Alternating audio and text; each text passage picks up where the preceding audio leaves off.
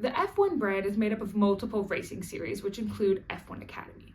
For today's lecture, I want to take a brief look at how F1 Academy works. To do this, we're going to break it down into 3 sections, which include F1 Academy as a category, how they run their race weekends, and what types of points are awarded and how this is done throughout the season. So before we get into today's lecture, grab your drink, grab your seat, and let's get started. The category of F1 Academy is designed as a way to give female drivers more access to track time, racing, testing, and support with technical, physical, and mental preparations in the single-seater series. This was done to help racers in junior level categories gain access to a fundamental level of experience needed to help them progress not only into F3, but into the road to getting into F1. For their 2024 season, F1 Academy is broken up over 7 race weekends and has 14 races, 2 races each weekend. It is also made up of 5 teams of 3 drivers, which I cover fully in my 2024 grid video, which you can find linked up there somewhere. This series also allows for wildcard entrants to be entered at each race stop by selection, basically, of the people running the race. The idea is to diversify the talent pool by allowing one driver to compete from the local area. Now, this is pretty vague. Later in this, we'll be using Miami as an example.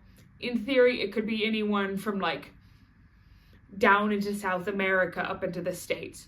Regions are kind of vague and broad, but in theory, in, say, a Miami race, you shouldn't be using your wild card as someone from Europe.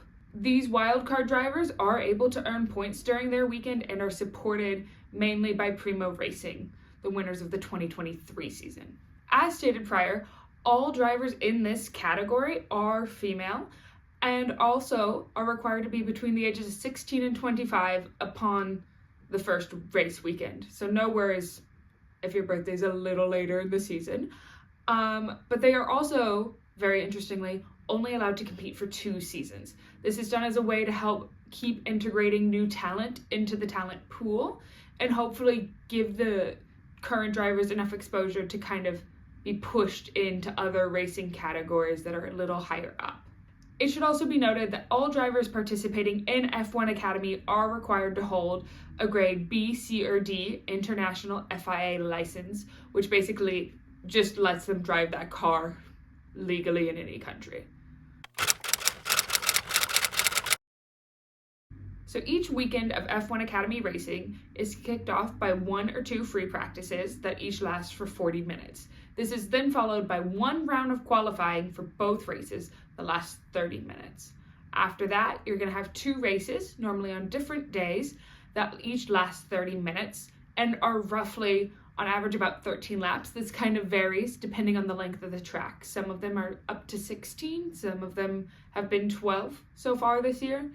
To figure out the starting grid or starting order, for those of you who are a bit newer to the sport, we look at the 2 fastest lap times from each driver in their 1 qualifying session, with their fastest lap time being used to set the grid for the first race, and their second fastest time being used to set the grid for the second race. Now, we're going to do a little bit of a case study just to make sure we're all on the same page, we're all understanding. I get it. Some of us are visual learners, some of us are audio learners. It is what it is. For this case study, we're just going to use the 2024 Miami Grand Prix. I am going to be working off of the release time schedule, so obviously I understand sometimes it's like it starts at 10, but actually it started 30 minutes late. We're just using this as what it could have been. Yeah. Also, just a heads up, military time is going to be what I use. It's just easier in the case of the schedules, to be quite honest. So, looking at Miami, on Friday, May 3rd, that's the first day F1 Academy was racing in Miami, they did free practice 1, which started at 10 and went till 10:40. And this was followed later that day by free practice 2, which went from 15:20 to 1600 that day. Then, Saturday, the 4th, qualifying was run from 10:25 to approximately 10:55. As stated prior, their fastest lap from qualifying is then used to set the grid for race 1, which took place at 14:05 on that same day, Saturday the 4th. So if we look at the qualifying results from that day, we can see that Abby Poling would have started first, followed by Doreen Penn, Hamna Alkabesi, Bianca Bustamante, and Maya Wig. So then on the second day of racing, Sunday the 5th, prior to the F1 race racing that day, they started at 13:05, and the lineup for that in the first 5 would have been Abby Poling, Bianca Bustamante, followed by Doreen Penn, Hamna Alkabesi, and then Nira Marti. So as it now might be a little clearer to see how that qualifying time affects the lineup for the start of the race, let's talk about what happens kind of at the end of the race in the points. Okay, so during the season, there are 2 different types of points that are kind of awarded throughout the season. You have your race points, which are awarded every weekend and have to do with the races themselves. And at the end of the season, you have what are super license points that now get awarded. So starting with the race points, there's basically 3 different ways throughout the race weekend you earn points in the racing. You can earn them by being in pole position, which means you start first for each race. You can earn them by finishing in the top 10 for each race, or you can earn them by getting the fastest lap in the race. However, to get the point that is awarded for fastest lap, you also have to finish within the top 10. So how do these points numbers break down? Basically, if you get pole position, you get 2 points. And if you get the fastest lap, you're going to get 1 point.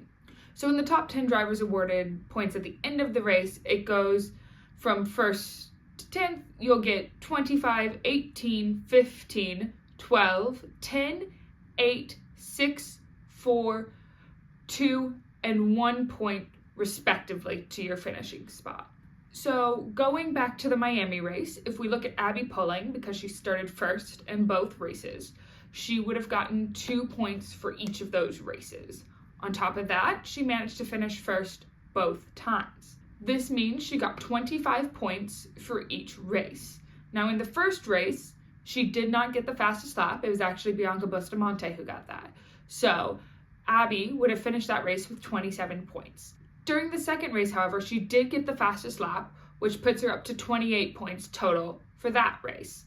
So in combination, she got 55 points that weekend, which is basically 1 point less than the highest number of points you were eligible to get in that weekend. Now, to figure out the team standings, basically all they do is they combine every driver on that team's points from the weekend, and that is what gets given as a team standing. Unlike Formula One, if that is the racing series you are more used to, you also get constructor points in that series, which means each team gets points based on where they place. However, in F1 Academy, because everybody is basically given the same car to start with, and they don't do as many modifications to the car as they do in Formula One, there really isn't a constructors championship to be racing for. So in this one, we only have driver standings, and then team standings are dependent on drivers' points. The winning driver of this season is also calculated off of all of these points. So what happens is every weekend you get a certain number of points should you finish in the top 10. And over the season, those points are all added up. So the person with the highest number of points is going to be the winner, and so on and so forth. The other type of points that are only awarded at the very end of the season after we know who the winner is are FIA Super License points. Now, these points are important because to be able to drive in Formula One, you need to have 40 FIA Super License points as well as passing a test. However, these points have to be gained over about a 3-year period before application. So it is very, very unlikely we will ever see someone progress from F1 Academy into F1 without having to work through like F3, F2, and just spend more time in racing series. As in F2, I know the winner of that series is eligible to get just 40 super license points automatically.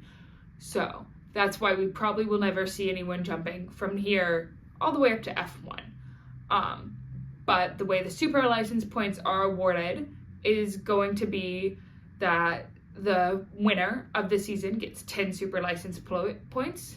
Second place gets 7 points. Third will get 5 points.